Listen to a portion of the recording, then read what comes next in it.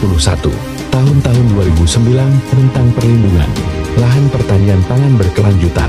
Dalam kesimpulannya, perusahaan tersebut telah melakukan pembebasan lahan sekitar 10 jam A sisa 10 jam A lagi yang nantinya akan menggerus tanah yang masuk dalam LSD. Pada aturan yang telah saya pelajari, jika korporasi atau pribadi melakukan upaya alih fungsi di lokasi LSD lahan sawah dilindungi atau LP2 di lahan pertanian pangan berkelanjutan, maka korporasi tersebut akan dikenakan pidana dengan ancaman sebagai berikut. Setiap orang yang tidak mengembalikan keadaan tanah LP2B setelah melakukan alih fungsi tanah dikenai sanksi administratif. Sarwan, ya, untuk hari ini kegiatan apa sih yang dilakukan Perwatu di wilayah Nameng ini? Hari ini kami datang untuk memastikan apakah betul laporan dari masyarakat kepada Perwatu terkait dengan rencana pembangunan perusahaan terapung maksud kami di wilayah itu. Kami dapat informasi bahwa sudah ada pembangunan yang digiatkan oleh PT Indo Global, dan hari ini kami akan cek apakah betul dari masyarakat terkait dengan pembangunan di lahan sawah yang dialihfungsikan. Persoalan yang urgennya apa sih Pak sehingga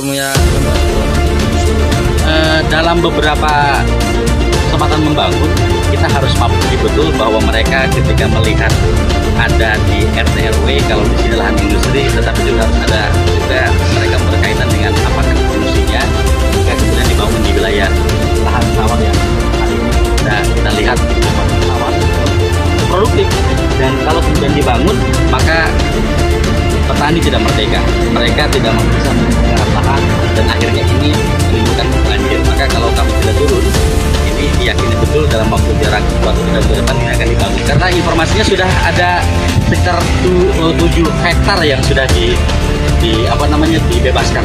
Saat ini mitigasi saja, artinya kami akan mengawal karena isu yang nyampe ke kami bahwa pembangunan ini sampai 20 hektar, dan itu ada sekitar 7,4 hektarnya adalah lahan sawah yang dilindungi atau LSD, dan itu aturannya sudah jelas bahwa jika LSD dialihfungsikan menjadi lahan perusahaan apalagi pabrik, industri dan sebagainya, maka itu pidana.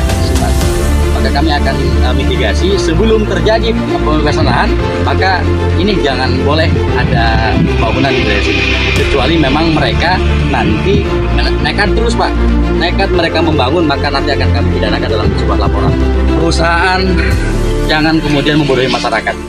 Ada banyak organisasi LSM lalu komplementer yang memantau soal itu. Jadi kalau mau membangun, kalau mau melakukan pembangunan di wilayah tertentu, maka harus ikuti tahapannya, jangan melabrak aturan.